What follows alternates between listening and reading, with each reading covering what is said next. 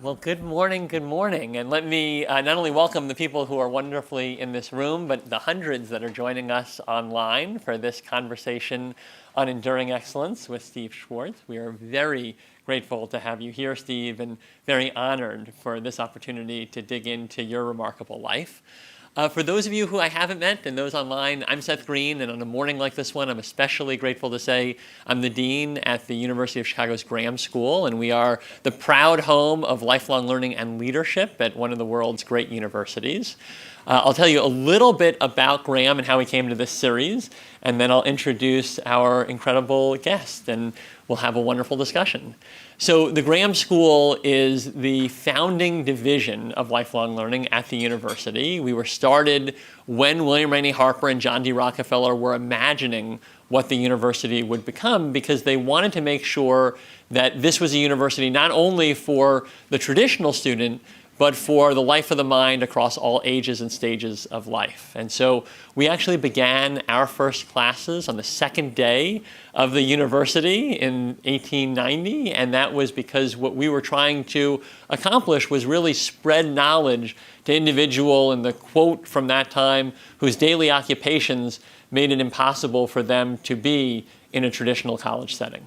And so we started them here in downtown Chicago, and we started them in areas of liberal arts because we wanted to make sure that even individuals that couldn't come for a traditional college experience still could be a part of this important conversation across time and space. And underlying that idea was a belief that learning and life of the mind had no expiration date, and that you want to be constantly learning and constantly pursuing your growth and excellence. And as we came to this conversation series, that was the same theme that really underpinned our thinking, which is, how do you endure in your excellence? And what we've heard so far from every speaker is that learning and growing is a constant activity, and that you're constantly putting yourself into new experiences that force you to have an expanding mindset and a way of looking at the world that is constantly changing. And so Tyler and I began a conversation about a year ago about what would it look like to talk to individuals who have been able to accomplish that kind of learning, growth, and impact at the highest levels, and to talk with them deeply about how and why they were able to achieve that kind of success. And we've luckily, over this year, had incredible people join us: Melody Hobson, Brian Moynihan, Indra Nooyi, Al Michaels, and others. And today, we are joined by a truly remarkable complement to those guests, Steve Swartz, who is the leader of Hearst, but also someone who has spent a life in making the world a more kind of exceptional place for readers and for our society to deeply understand the world. So in his current role, he leads one of the most significant global media companies and most diversified companies in the world. That includes everything from Fitch Ratings all the way over to many magazines that each of us have on our shelves. But he came to this work as a journalist. He started as a reporter at the Wall Street Journal, and then was able to navigate what has been an ever-shifting media landscape and ultimately to lead it. And over the course of this conversation, we're going to be able to dig into that extraordinary story. And the leader of the conversation and our host for this is going to be Tyler Mathisen. As many of you know, Tyler is a distinguished fellow here at the University of Chicago Graham School, and he has an extraordinary career himself as a business journalist, having spent decades at CNBC as an anchor, including a Power Lunch. And so with that, let me turn it over to two great individuals, and I can't wait to hear your story, Steve.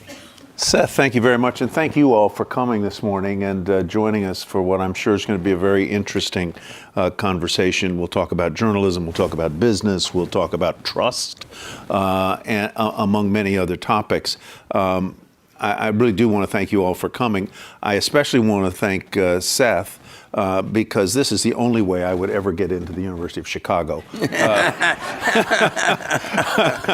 And I want to thank Steve for making the effort to come out. It's great to spend some time with you together. Steve and I actually started in journalism at roughly the same time, some 40 years ago or thereabouts, and we share in common, and we'll explore this a little bit later, something that I think is going to be almost unheard of. It's almost unheard of today, but in today's economy and the one going forward is going to be extraordinarily unusual. Steve has really only worked in two places over 40 some years, and I only worked in two places over some 40 years. I worked for Time Incorporated, which now exists no longer, unlike Hearst, and then I worked for NBC.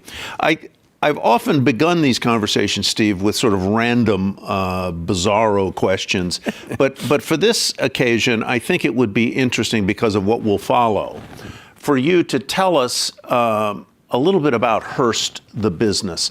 When I think of Hearst, the business, I think of a quiet giant. Giant because it is a big, big company, one of the largest privately owned, privately held companies in the country, $13 billion in annual revenues, some $14 billion worth of acquisitions over the past decade or thereabouts. You've done those acquisitions with no debt. But I think of Hearst also as quiet, in part because you are private and you don't have to talk to analysts every quarter, and because of the corporate structure under which you operate, which is a family, which is a trust heavily populated with Hearst family members. But then what's really curious about Hearst is what Seth referenced, and that is the diversity and seeming unrelatability of all the businesses that you have. You've certainly got magazines, but you've got healthcare. You've got newspapers and transportation management companies. You've got television stations. You own, people don't even know this, Hearst owns 20% of ESPN, right? Yes. 18 now because we sold a little bit, we and Disney sold a little bit to the NFL. To the NFL. 18%. But a big hunk of ESPN, and I'm sure those checks help. And you've got ESPN and a bond rating service. To the outsider, this makes no sense. So tell me why it does make sense and what these businesses have in common and why the sum is greater than the parts.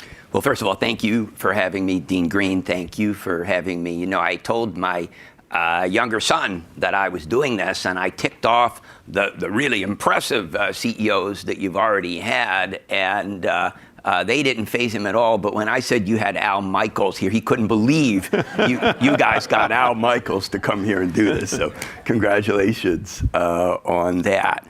Well, our company is 139 years old, founded by the legendary William Randolph Hearst in 1887.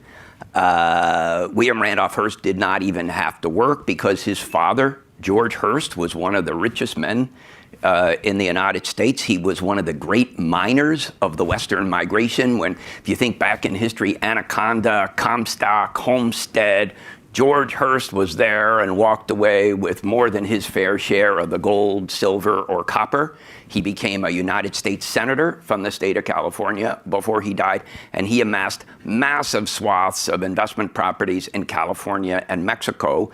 And the Hearst Castle that William Randolph built is on land that his father owned, and that our company still owns to this day. The castle itself was given to the state of California as a museum, but the company still owns and still ranches those lands. So that's another piece of our diversification story. We do grass-fed beef. We have a sustainable 100,000 acres of sustainable logging that we do up near the Oregon border in California. So the company started as a newspaper company, and I think a strong mission, because as I said, William Randolph didn't even have to work, but As a very young man, his father had somehow come to acquire a newspaper, the San Francisco Examiner, and he asked his father, as a very young man, could he take this over? And that was the beginning of our company. He soon made the Examiner a star paper in California, but he didn't rest there. He went across the country and took on Joseph Pulitzer in New York.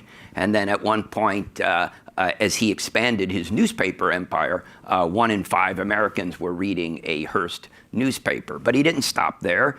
He saw an adjacent area with perhaps more growth at the beginning of the 1900s, the magazine business, and he pushed us into the magazine business. And today we still publish Cosmopolitan, Good Housekeeping, Car and Driver, Road and Track, Esquire, Elle, Harper's Bazaar. We have a ton of magazines. We still have a ton of newspapers. The San Francisco Chronicle's our flagship. The Houston Chronicle. We have a number of newspapers, and we'll talk, I guess, a little bit. We acquired some newspapers last year. But then, he tried all kinds of things. He tried the movie business. We weren't quite good at that. He tried animated cartoons. Walt Disney was better at that. We were doing newsreels in movie theaters. He started the first newspaper syndication operation. He got us a little bit into radio. We still own a few stations. And he lived to 1951. And around 1948, he bought one of the first television stations in Baltimore, Maryland, WBAL. We still own that to this day. So I think we got from him this sense that, we don't give up on anything we're good at. We try things. If we're good at it, we stick with it. Thus, we've stuck with newspapers and magazines, despite the fact they're much tougher businesses today. But constantly look to take your skills to adjacent areas of faster growth. So today we are a big television operator. We own 35 stations across the country. He died in 1951. He was such a larger-than-life figure that for a while there, I think the company kind of stayed basically the same. And then a man named Frank Minnick in 1979 became our CEO and really channeled Mr. Hearst, everything that Mr. Hearst had put in the company, and started expanding us again. So we and ABC, when it was a standalone a company at the time, now owned by Disney, of course, started what became the A&E History and Lifetime channels. The relationship with ABC, which became Capital Cities ABC, led us to have the chance to buy 20% of ESPN back in around 1990. But we also came to own, through various acquisitions, I don't think it was ever a core focus of the company, we came to own trade magazines. So we owned, not a lot of them, but we owned, you think back in the 60s, 70s, we owned a magazine called American Druggist for pharmacists. We owned a magazine called Motor for car repair mechanics. We owned, and we still own, a publication called Floor Covering Weekly. The name says it all. Carpeting. Where do I sign up for that? But there was kind of a gradual evolution where some of our publishers decided that they would be better off gathering data about the industry that they were in, the pharmaceutical industry, the automotive industry, and they would publish it in big books. But then when the internet came along, they put that information online and started charging a subscription. Now, we were still a consumer media company, so it took us for a while to say, hey, these green shoots. And as technology was clearly changing the media business, we said collectively as a board, we're going to build up this other area. So today, we've continued to acquire media properties.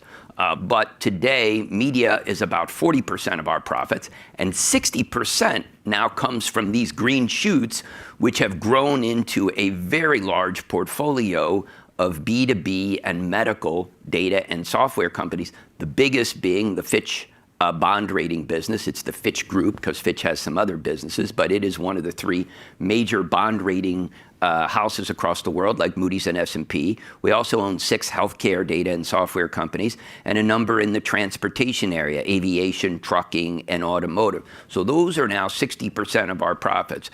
But before you think, oh, this is just a conglomerate, really, if you think of the original business, the San Francisco Examiner, was a vital source of information, and particularly when Mr. Hearst was editing it, entertainment. Okay?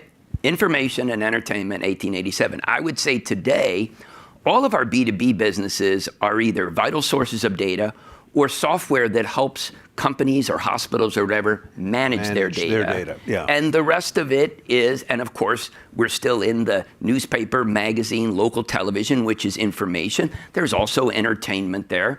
So I would say today, as 139 years later, or earlier, we are still an information and entertainment company. It's just that we have, and one of the things that has allowed us to endure is that we have continuously reimagined what news and information and entertainment is. And how they all fit together. And how they all fit together. Under one. As you described it, I was thinking, this is a data and information company. And entertainment. That has entertainment and a big consumer media wing. Correct. You have, since you mentioned it, you have recently invested in newspapers, most notably in Texas. The Houston Chronicle, Dallas Morning News have been recent acquisitions. Well, we've owned the Chronicle since, I think, 1987 in Houston, and the San Antonio Express News. Mr. Hearst bought the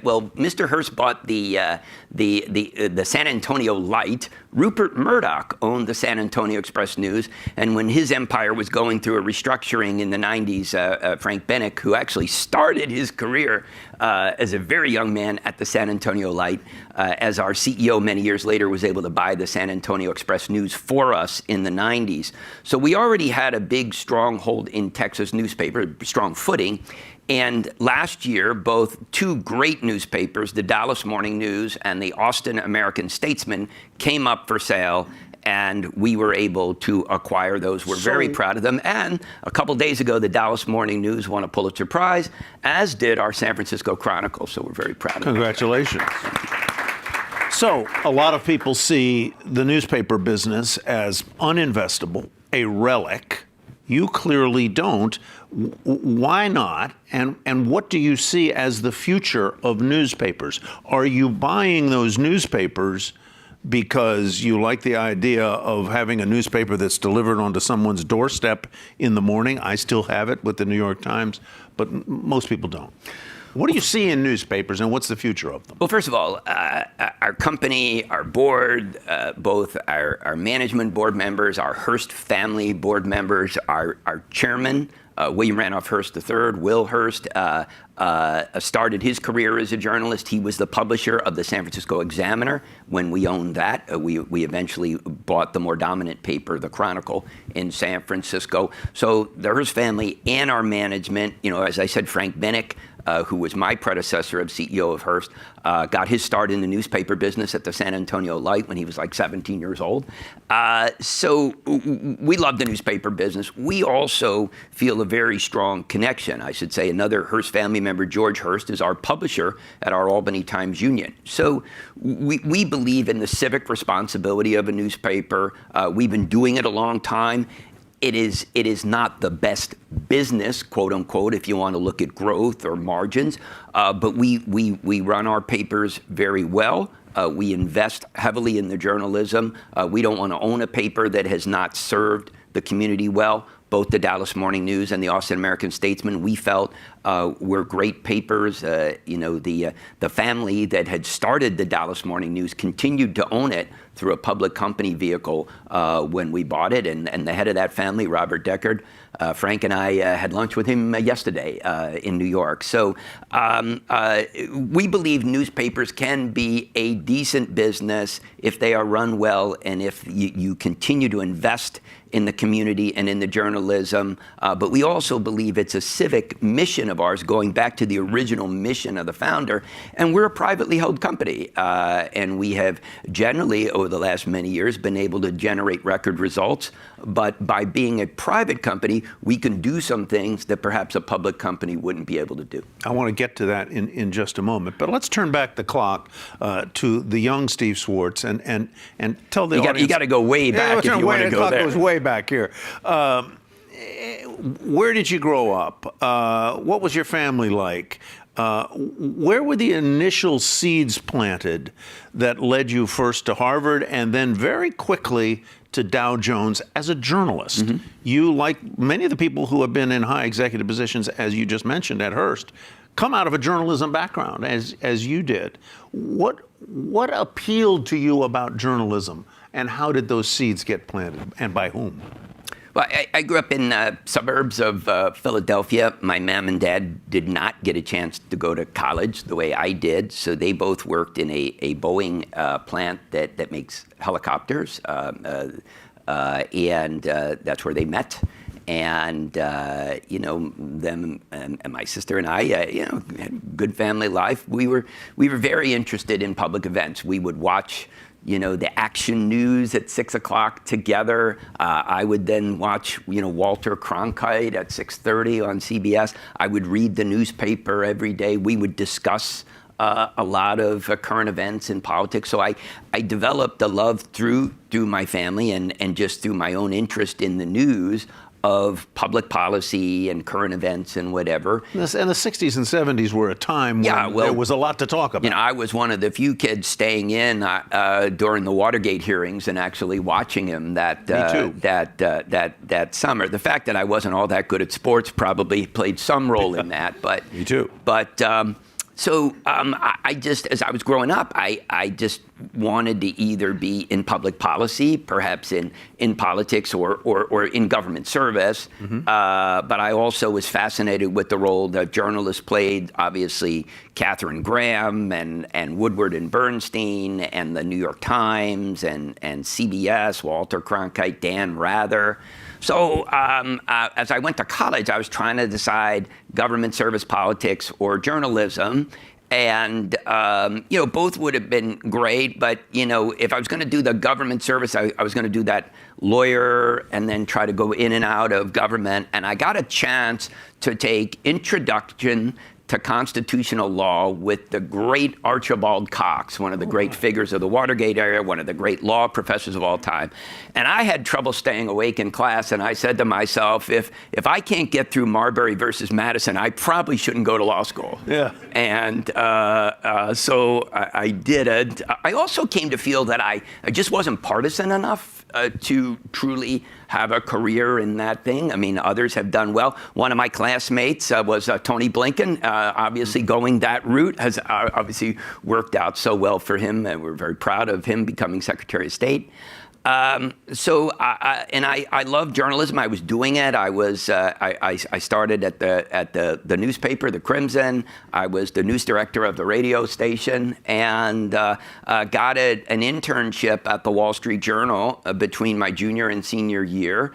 And a couple of weeks after that internship ended, I got a call at the radio station from Norm Pearlstein, who was the new editor of the Wall Street Journal, offered me a full-time job, and I took it. It's funny, my sort of interests as a young man were very similar to yours. I grew up around D.C., and at the dinner table at night, we talked about current events. I was a consumer of the Washington Post and so on and so forth.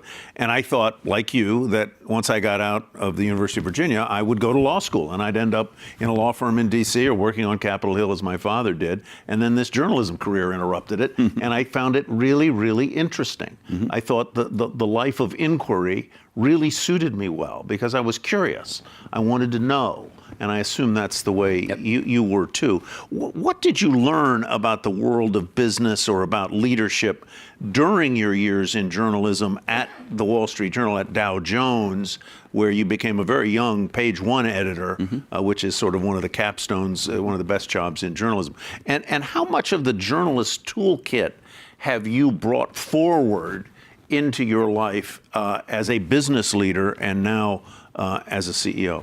Well, I must confess that I wanted to pursue more political journalism. That's what I think originally thought. I tried to get an internship at the Boston Globe, couldn't get it. And then I looked at the internships for the New York Times and the Washington Post, which obviously I also had some interest in.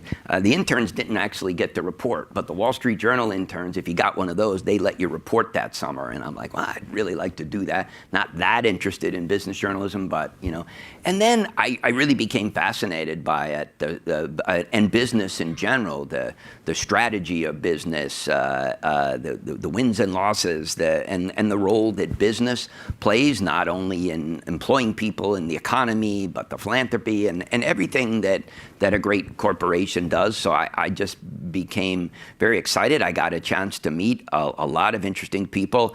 One of my first assignments, I was sent to the Philadelphia bureau because the Journal could afford a Philadelphia bureau at the time. And we covered general assignment, the Pennsylvania, Maryland, New Jersey, and including that was the Atlantic City casinos. So I was assigned that as part of my assignment. And one of the people who I had to cover, who, it won't surprise you, actually would call me frequently as a 22 or a 23-year-old reporter, was an Atlantic City casino operator, now the President of the United States. Yeah. How tricky or accidental versus intentional was your transition from journalism foot soldier, a guy who was actually out writing, editing, writing headlines, to editorial leader, and then into the C-suite? What did you have to learn from scratch about business, and what were you not prepared for when you moved into becoming an editorial leader at first, a magazine we'll talk about in a minute, called SmartMoney, which was a personal finance magazine, joint venture between Hearst and Dow Jones? Well, I'll confess, the story sounds better if it was accidental, but I really, even in college, thought if I'm going to go into journalism, if you're going to dream, you should dream big, right? So I from the start said, I want to be the publisher or the CEO at some point. I mean, while I loved Woodward and Bernstein, I really got the impression from All the President's Men that Katharine Graham was the boss. And I was like, I'd like to be the boss. You were right about that. I'd like to be the boss someday. And in fact, when I was in my early couple years in the Philadelphia bureau, the CEO of Dow Jones, which owned the Wall Street Journal, and it was a public company at the time, came to visit. A really wonderful gentleman named Warren Phillips, who wrote his memoirs many years later. And I didn't really remember this, but he wrote in the book that when he went and visited the Philadelphia bureau, one of the newest hires actually told him that he wanted to have his job one day, and got the impression that this person wanted it sooner rather than later, and that was that was Those me. are the kind of things you want to keep a little quiet. Right. So that was me. So that was always in the back of my mind, and my bosses at the Journal, Peter Kahn, who was the publisher and CEO, and Norm Pearlstein and Paul Steiger. I mean, these are some of the great names in journalism, so I was very fortunate. And Jim Stewart, who was my boss as Page One editor. I mean, it just had phenomenal people that I was able to work with there. They asked me early on what I wanted to do, and I remember Peter saying, if you aspired to be the editor, you do a foreign correspondent thing after editing on Page One. But I said, I'd really rather aspire or try to be on a path to be the publisher. So then Hearst and the Wall Street Journal had discussed doing a magazine together, and they centered on personal finance. So one day Norm Pearlstein called me and he said, we're going to start a personal finance magazine and you should run it. And I said, well, but Norm, all my money's in a money market account, and I don't really know anything about personal finance. And he said, well, that's perfect, because we want to take a new approach. Not as new as putting the money in the money market account. You'll have to learn a little bit about that. So I got, fabulous people to work with me.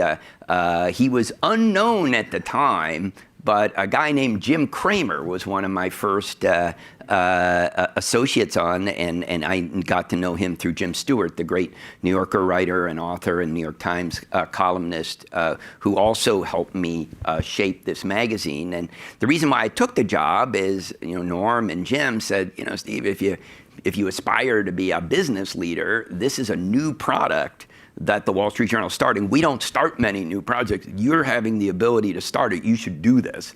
And so I took it, and it worked out. We were Magazine of the Year. We won 2 National Magazine Awards. For a while, it was a good business. But at the end of the day, I think the Dow Jones, the Wall Street Journal, came to feel it was too competitive with its core business and that they never should have joint ventured it. And then they actually ended up buying a competing product called MarketWatch. And then finally, Hearst sold SmartMoney to Dow Jones, and then it got shut down. Yeah, it's interesting. Our career paths, curiously intersected because during this time I was working at Money Magazine, which was the incumbent, and, Yes. and SmartMoney was the upstart, and I think quite strategically and intelligently aimed a little bit more upmarket than Money Magazine was. Money was a little more middle market, but SmartMoney and Steve and his team, which was populated with some really great folks, was a formidable competitor. I wonder what it was like to be thrust, as you start this new product, between two very distinct cultures. This was a JV between two companies that had family ownership as well, the Bancrofts at Dow and the Hearsts at Hearst. Was it hard to know where the landmines were, where the sensitivities were? How did you feel your way as you did this and navigated what can be pretty treacherous shoals? Well, bottom line, both companies were, and obviously Dow Jones now, as part of the Murdoch empire, is still really dedicated to quality and product, and so in that ways it was great. But they were very different. The Journal was, laser focused. Some might say too narrowly focused on the Wall Street Journal and the prestige of the Wall Street Journal. Hearst was much more entrepreneurial, willing to try new things, much more diverse, and also much more civically engaged. I came to see the Hearst executive just out in the world more. And as I said, at the end of the day, the magazine and the venture and online was quite successful for some time. But then, finance was the core subject of Dow Jones, whereas it was just a part of a very diverse Hearst empire. And so I think that bothered the Journal people that it was a joint venture, and that eventually hurt it. But for quite a while, so you must have well. learned a lot there about innovation and risk taking, Yep. and the Hearst culture being more innovative and risk taking, the Dow Jones culture being more conservative Yes. and laser focused. So there was a tension between tradition and experimentation. I A bit, guess. yeah. A bit in that case. So at any rate, Hearst is now, as you said, about 140 years old, still owns, 30 dailies or thereabouts? Yep. 30 dailies. Increasingly, it's a broadly diversified business-to-business company. Can you reflect on what it means to lead a company that has endured for well over a century? And how do you keep the heart and soul alive even as you add new companies? You've done a lot of acquisitions, you add new companies. How do you keep the heart and soul, the culture alive as you add new companies and sometimes painfully have to jettison legacy ones? Well, I think one of the keys to the endurance goes all the way back to the founder when he was setting up for his passing and structuring the companies for survival. He created this trust, and he decided to have, he had 5 sons. So he set it up that there would be 5 family trustees, but he also provided for management trustees as well. And what that has done, and he wanted his trustees to serve for life. So what that has done is really helped us maintain the culture over the years, because we have trustees, not some current management like myself, but others who have just been with the company forever, who built the company. As I said, Frank Bennick is really like a Warren Buffett-like figure, the way he transformed Hearst. He also has great sayings and wisdom. He wrote a phenomenal book about leadership and life called Leave Something on the Table. I highly recommend it to everyone, which kind of gets at our culture. But people like Frank, his longtime deputy in running the company, Gil Marr, passed away last year at 95. Gil would come into the office every day. Frank comes into the office every day. I talk to him every day about where we're going. Now, you could say if you have people serving that long, and also we have our Hearst family members. Will Hearst has been a trustee for many, many years, our chairman, as have several other members of the Hearst family. You could say, that would get you to just keep things the way they were. What has been phenomenal, and this is just the people, but I think it's also channeling back to what the founder would have wanted. the whole company is rooting us on to keep changing, keep, not losing our culture, our values, but to keep looking for new opportunities. Don't sit still. That's why we're still in business. What is the Hearst culture, and how do you keep it alive and salt it across multiple business lines that really are not particularly related one to another? Well, transportation management is one thing, medical data is another, magazines a third. I would say part of it does stem from William Randolph Hearst, this sense of mission. I mean, again, he didn't have to work. He was already rich. And the notion that he wanted to dedicate his life to doing journalism, and he really aimed at the working men and women. Despite his own circumstance, he went for afternoon papers. Those were the working men and women's papers because they were in the factory too early in the morning to read the morning paper. Yeah. Right? So we got that sense of mission, I think, from him. And I would say that goes through all of our businesses. What does a bond rating do? It tries to help people understand the relative safety or risk of a bond. We got a business camp that helps decide whether a jet plane or a helicopter is safe to fly. We have a business in Oregon system that helps diagnose trucking issues so that the trucks are safe to be on the road. So there's a very strong sense of mission to the company, and of course our healthcare businesses and our journalism reflect that. So mission number one, but I would say also from Mr. Hearst, this sense of don't sit still. Don't give up on what you're good at, even if it goes through hard times. He had some hard times too. He stayed in the newspaper business, the magazine business, whatever. He tried other things that didn't work out. But then also keep looking. So this diversification, I think, of the culture comes from him. But, I would say Frank Minnick really, in his, I don't know, I think he's been with the company some 70 years now, has played a huge role in shaping the culture. And his book, Leave Something on the Table, I think he named it that because what he was saying is you have a win-win.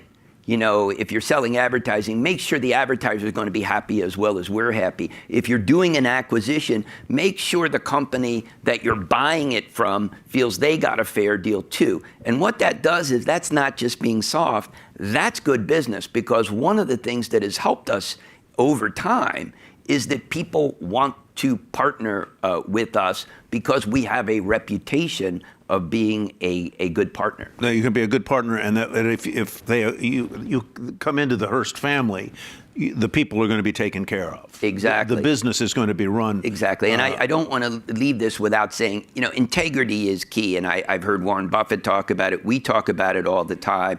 I meet with new employees by Zoom because we have 24,000 employees around the world. Every month or every other month, depending on how many new people we've added on, but we usually have close to 200 people on the Zoom. And I always talk about, the Wall Street Journal or the New York Times test. You think about what you're doing for Hearst today, and if it were on the front page written about, and your parents read it, your friends read it, your community members read it, your family read it, if they would feel good, which they should, fine. If they would even say, what's going on just here? Just don't Yeah. do it because, Frank says this all the time. I say this all the time. We can always get some revenue back, but getting your reputation back, that's a tall order. So again, really focusing on that, and that's how a company becomes 140 years old. So strong sense of mission across multiple business lines that are very distinctive and different from one another. Mission and business discipline, mission and the business results, I could imagine sometimes might come into tension. What do you do when that happens? How do you think about that? Well, you got to put the mission first, but I think that's easier said if you have a fortress balance sheet and you've made, because you look at during the pandemic, we said, in this world, and particularly in this country, whether you like it or not, most people get their health care from their employer. So there can be no layoffs during the pandemic. We had businesses that lost money during the pandemic, but we were able to say, no. Do we have times when one of our companies the world changes and we just have people that we no longer need doing a job that just doesn't make sense anymore? Yes, we're not immune from that. But we said during the pandemic, everyone stays because everyone needs the health care. Now, there were other companies that were in such difficult shape they had to furlough people or lay off people or whatever. And we were able to do that. Yes, we're good people and we focus on our mission, but a lot of other people were good too and had to make choices because they were in difficult financial shape. They had too much debt. They just did not have that rainy day fun, but we very much maniacally focus on having a fortress balance sheet, plenty of cash in the bank so that whatever the world sends at us, we will get through it. And not having the pressure of quarterly earnings, I think contributes to something where you say, you got to put the mission first. That said, we're very competitive. We compare ourselves to any public competitor that we can look at. And we've had, I think, extraordinary business results at the same time. So you talk about the Fortress Bank balance sheet. I don't want to get too much into the business weeds here. This is not the Booth School. But not many companies have done 14 large acquisitions over the last decade, as you have, and taken on no debt. How have you done it? Well, we've spent, yes, no net debt. in the last 15 years, we've made about $19 billion of acquisitions, about $4 billion in the consumer space and about $15 billion in the B2B space. We're just very fortunate. Our businesses generate a lot of free cash.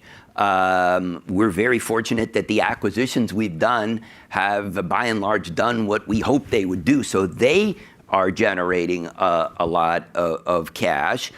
We have borrowed occasionally, not so much to make an acquisition, but when rates were just super low, we added more dry powder.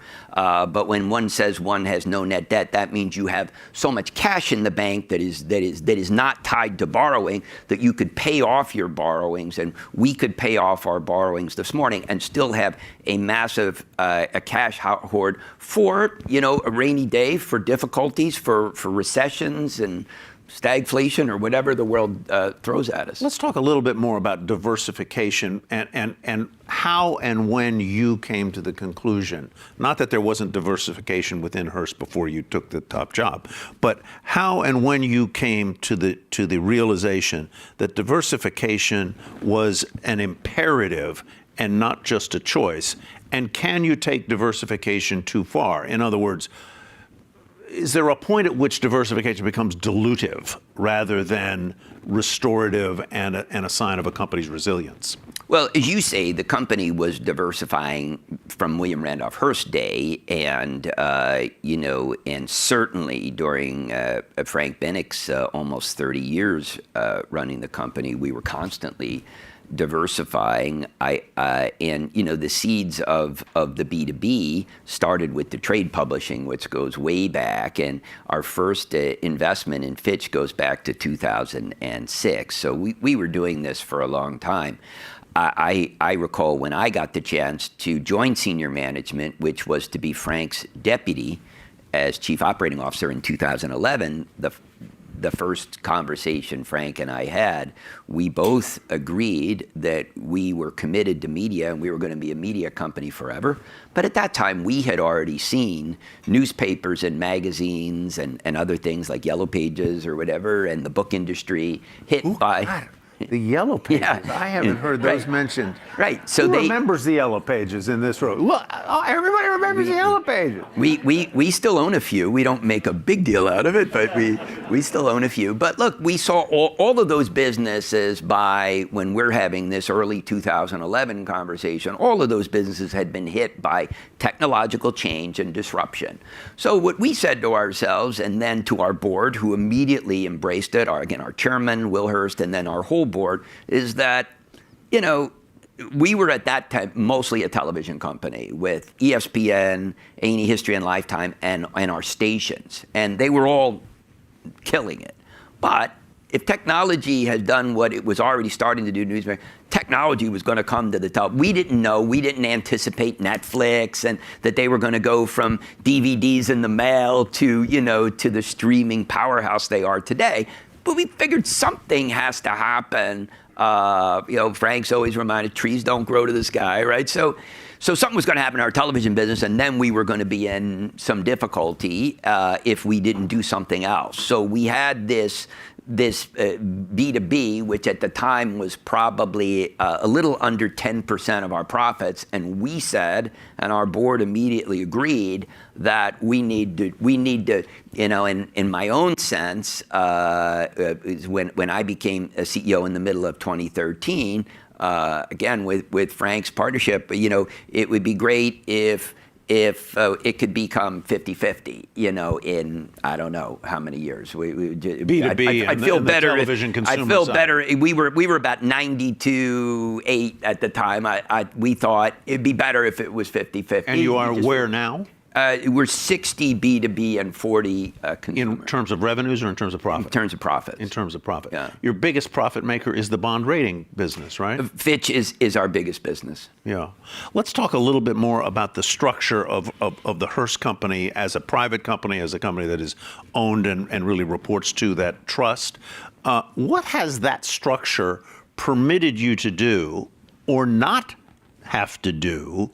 And what kind of extra responsibility does that place on your shoulders as you report to a family trust? Is your job different from that of a traditional CEO? Well, I don't know if I focus on me. We as trustees, I think, have an extra special, prudence or whatever, that we are running a trust. We are supposed to make sure that it lasts for future generations. Are you as much a steward as you are a CEO? Or? You could say that, and we certainly, because the company's 139 years old and whatever, you do feel that you've got a brand reputation, you've got all these great businesses that have been, so you feel that weight. But this company has transformed, as we just talked about. So it's not like we're not doing anything. I just think I feel that there's an extra prudence. We're not going to take, I think some public companies feel, well, you're all grown-ups, you gave us the money, we're going to, or private equity, we're going to take some real risks here. That's not what we get up in the morning thinking, we're going to take some real risks here. What we say, we're going to keep building a great company. And as you can see, we keep investing.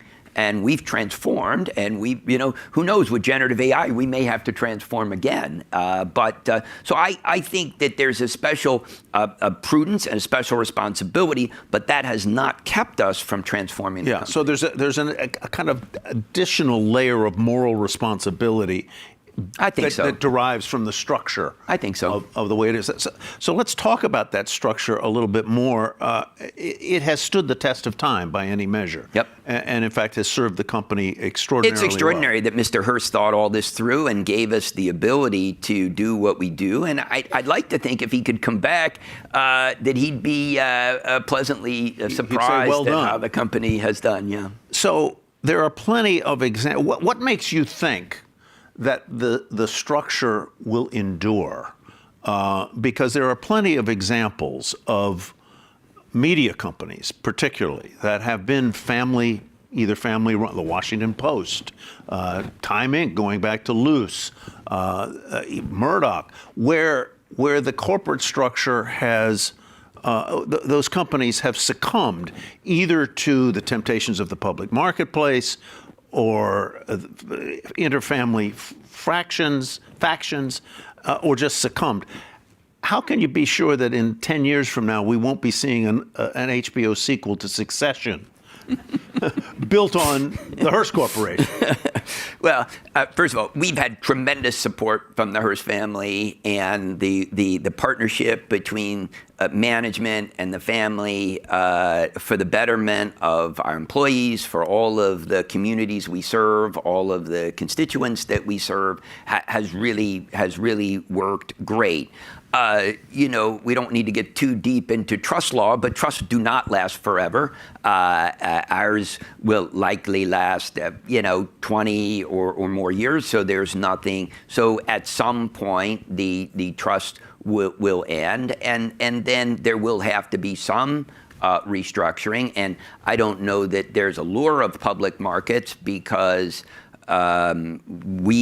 we've been able to do everything we can without being public, and I think we and the both management and our Hearst family trustees and board members feel that we are better off. We can do everything we want and more being private. That said, when trusts end and individual family members inherit shares, there have to be liquidity mechanisms. So sometime in the very distant future, there may be some public vehicle that would need to be created, but that's a long way off. We talk about it a bit, but it's not in the near term. Let's talk about trust in a different sense, and that is the fact that as I think about all of Hearst's businesses, the one thing that is common to all of them is that they depend on trust. Yep. The readers must trust your magazines, your newspapers. The viewers must trust your television stations. The analysts that are using Fitch's bond data have to trust that it is accurate. The same with the medical data, the transportation information that you have. They have to trust you. How do you build and maintain trust across such disparate domains? Well, I mean, this is part of an enduring legacy. I mean, we've been doing this a long time. Our newspapers have been at it a long time. Our magazines have been at it a long time. Fitch is over 100 years old. I mean, these businesses have been doing it, and there has been a culture again of integrity. You inherited this brand from others who came before you, who built it. Don't screw it up. And then we also have that trustee. As I said, Frank's in there every day making sure I don't screw up what he built. And so we continue to reinforce that. I do think you've hit on a question that I get a lot is, how are we going to do in this world of generative AI? And you just hit the word trust. Because yes, can you call up a language model and ask it about a bond? But do you really trust that information versus Fitch's 100 years of doing this and the Fitch analysts who've been doing this forever? And yes, are we going to be enhancing our processes with models and with data and technology? Of course we are. But the fact is, I think businesses that are trusted and have proprietary data, proprietary reporting, will endure, and actually will take generative AI with human supervision and make their products better. One of the things I just learned about Steve is that he can read upside down, because my next question literally was on artificial intelligence. Well, but you brought it to me because you said the word trust, and yes. Clearly trust is part of our whole business, but trust is one of the keys to the realm of generative AI, that what you are doing is trusted. Yes. So how is Hearst using AI today? In what ways, most importantly today? How may you use it 5 years from now, to the extent that you can forecast it? And how is AI going to affect truth and trust? Yeah. Well, I think it puts a big premium on data information analysis that is trusted. It's gone through a time-tested process, right? So that's what our businesses do. We are using generative AI in as many aspects of the business as we think is prudent, without it distracting us from the fact that we were doing pretty well before generative AI came along, right? So you clearly look for ways that it can make our people more efficient, faster in gathering data sources.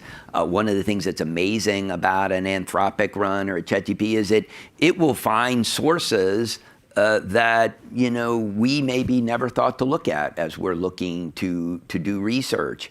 One of the things that I find interesting, and Mitch Scherzer, our CFO, usually does this for me when we're doing an analysis of one of our businesses. He takes their many years of data and all of the memos that they've written us over that and feeds it into Anthropic, and it comes back with questions that we should ask in the meeting. Now, we've had our own questions, but every now and then I'm like, oh, I missed that, or that's really interesting. Now, again, you validate it. It comes up with it. You don't just say, oh, okay, this has to be true because Anthropic said it. You clearly, but it has definitely enhanced our ability to analyze. It's made us faster, and then also we are using it to make our products better for those who are using our products.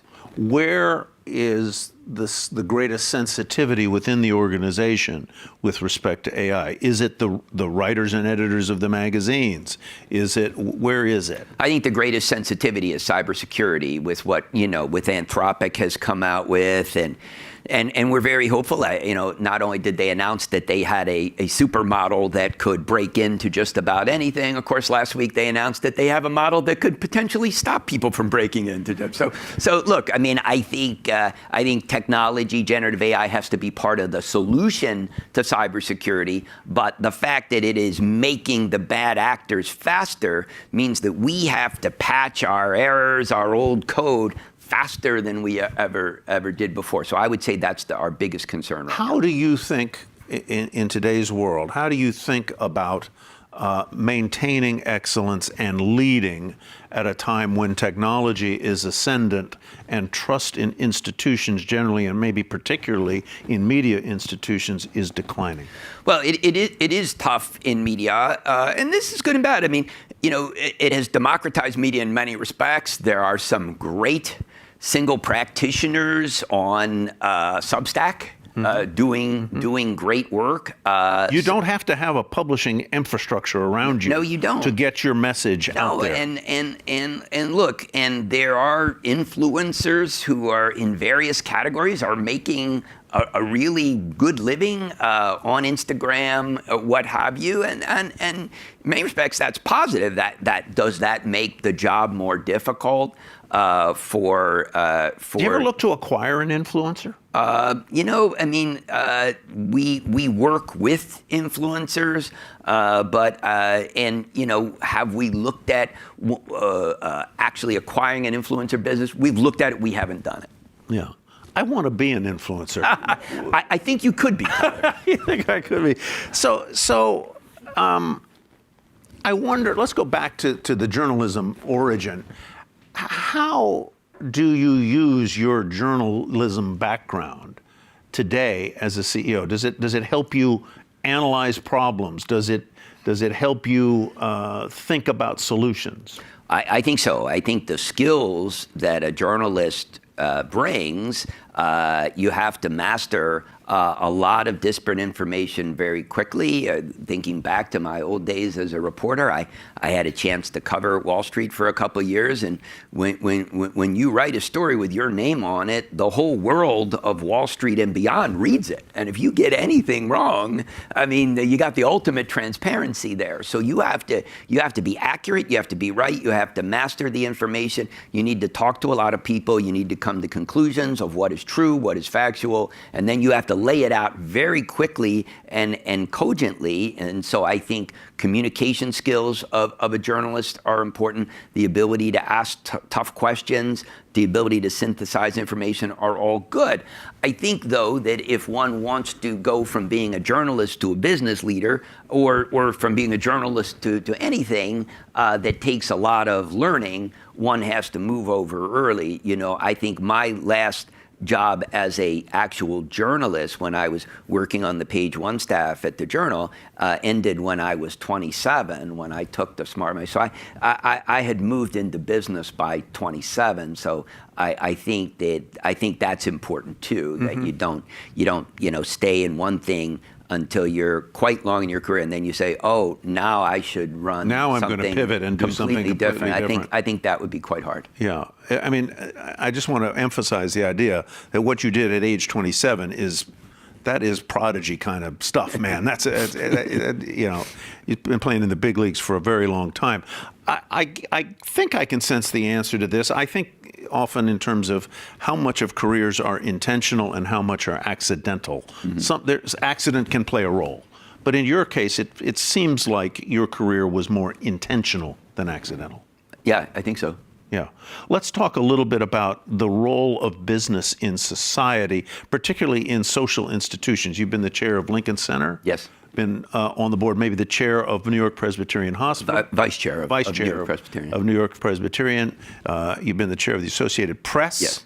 Why is it important for businesses and business leaders to help sustain the institutions that underpin society? Well, this is another thing I've learned from Frank and my other predecessors at Hearst. We have just always felt that there was a tremendous responsibility for the large companies, because they inherently have resources, to try to play a helpful role in the communities that they live and work. So our headquarters is in New York. Yes, I'm the chairman of Lincoln Center now. Frank was the chairman of Lincoln Center at one time.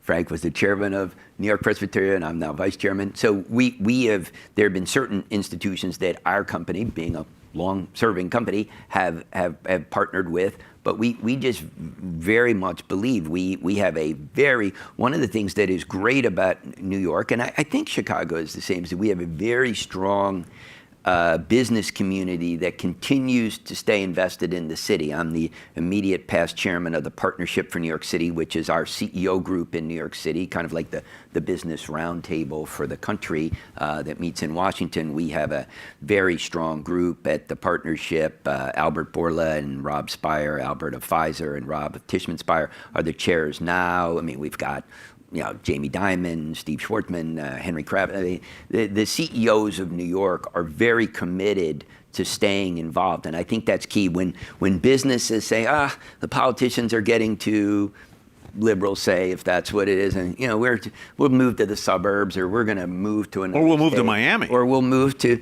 and look, there are threats to that in many cities, Is New York including healthy? ours, but. If you try to get a reservation at a good restaurant, good luck. I have a son. He and his fiance pay an extraordinary amount for a one-bedroom apartment in New York City because so many young people want to live in New York City. So I would say, on the positive side, a lot of strengths. Obviously, Jamie just built a fabulous new headquarters for J.P. Morgan with the same great architect, Norman Foster, that built our headquarters. But yes, there are tensions. They're in certain cities like New York. Our fellow citizens have been electing a decent number of folks who have a very left of center view of the world that does not necessarily make them welcoming or appreciative of business, and that puts some strain.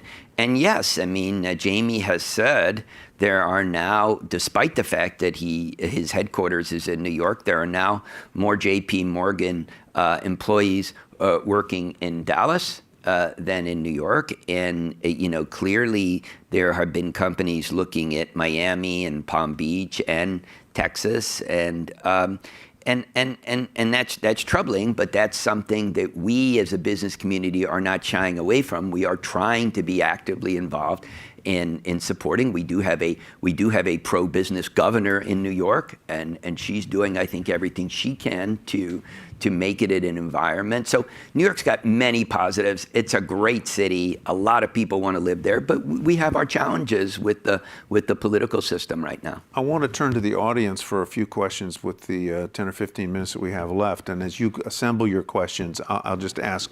You've mentioned Frank Bannock a lot, and it seems to me that implicit in that is your sense that having a mentor and mentorship is really critical. It seems like it has been critical in your career. I'm a huge believer in that. I say that anytime I meet with students or anybody asks me, I think mentors are great. And, Frank has been my principal mentor, not only in business, but in life in general. But I've had some others, again, in journalism.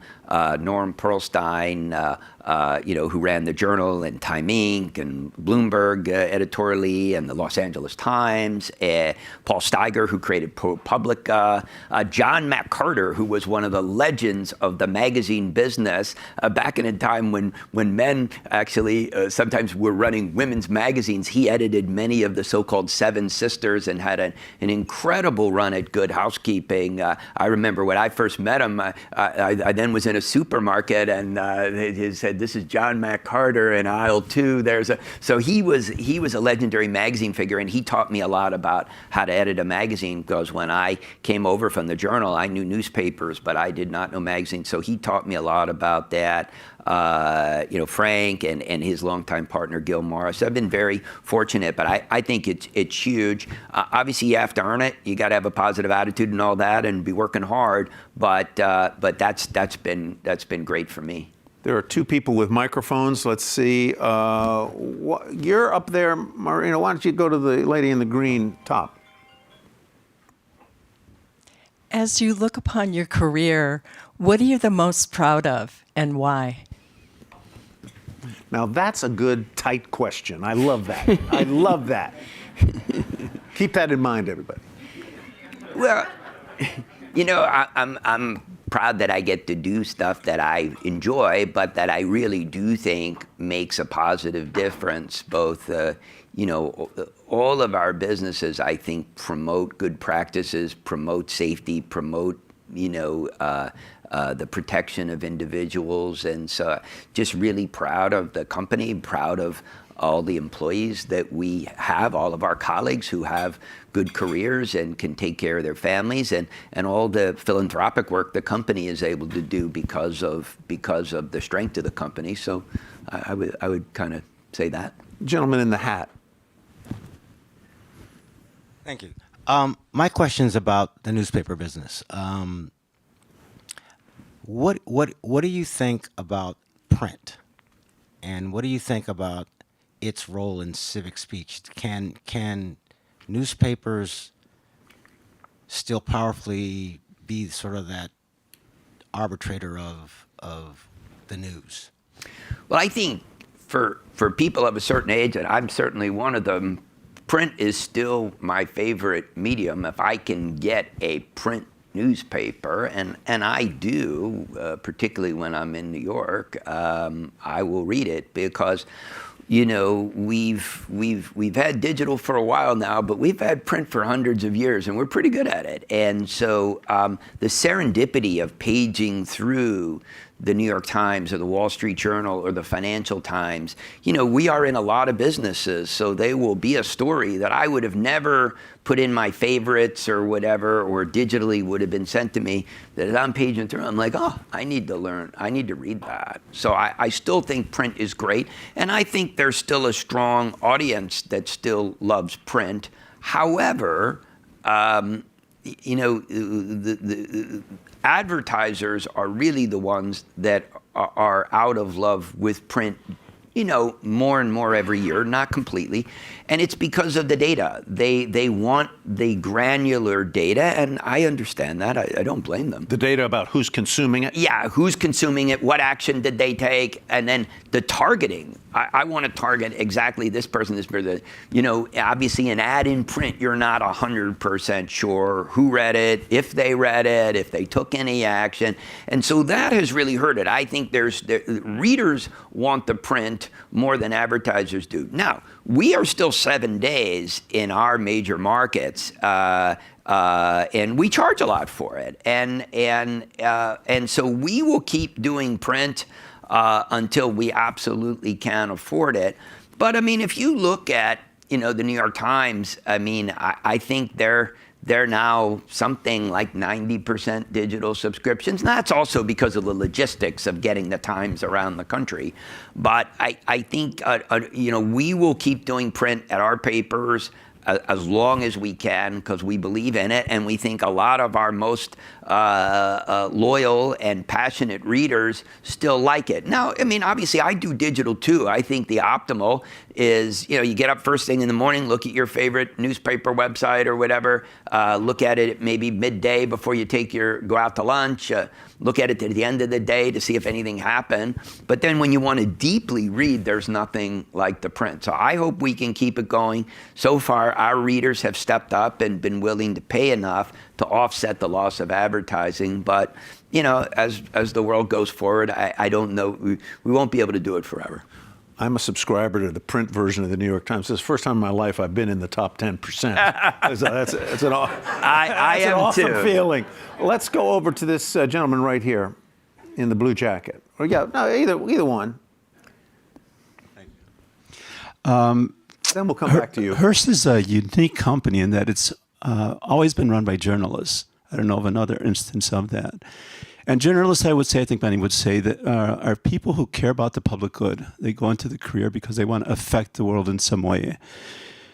And so you end up with a company, Frank Penn. I got to know Frank a little bit in a former life. He's just, besides being a great journalist and business leader, a wonderful person. Very just sweet, wonderful person. And you end up with a company then that will decide we're not going to furlough employees during the COVID because we care about our people. Extraordinary. How much of the culture of Hearst is owing to, you think, to business leaders who have come from this space of journalism where, again, I think you care about the world? I think that's a very good point. Again, it started with Mr. Hearst and has passed on through and through Frank and certainly I believe that. But I mean, I think that our culture is now ingrained in enough of our folks that if whoever my successor ends up being doesn't come from journalism, I'm pretty confident they'll keep the culture going because the culture is so strong. And look, there are other great businesses that are run by non-journalists who are also similarly, I think mission-driven businesses help, such as healthcare and what have you. But I do think that's a fair one, that journalists do really start with this notion of service and trying to look out for the powerless against the powerful and the like. And I think that does affect how one does one's job when one gets to be a CEO. Go ahead there.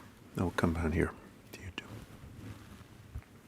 How do you balance the trust, the depth of knowledge of your, for example, Fitch analysts and so forth, all of that expertise against apparently changing consumption patterns defined by too long didn't read, TikTok, quick cuts, very short forms of consumption?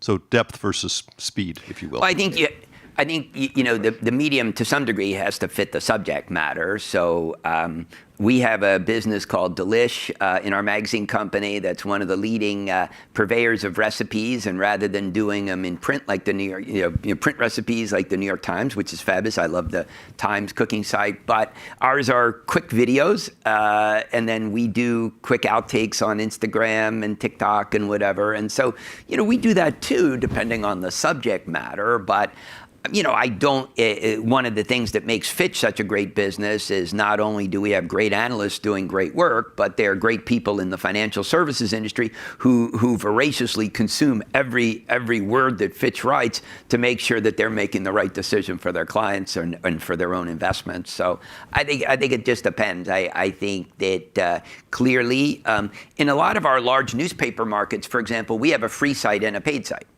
So in San Francisco, we have SF Gate, which has huge penetration, one of the biggest sites in the country. And, it covers lighter fare, quicker news, perhaps more akin to a television station news operation, but then also does the kind of stuff that makes it unique. Like we have great coverage of the national parks. We think we do a better job covering Disneyland than the local folks do. So that's the SF Gate free site, and then there is the San Francisco Chronicle paid product, both in print and in digital. So we write that, obviously, for a more in-depth audience, more investigative reporting, more long form. So I think there's still an audience out there, a good audience. Look at how well the New York Times is doing for in-depth.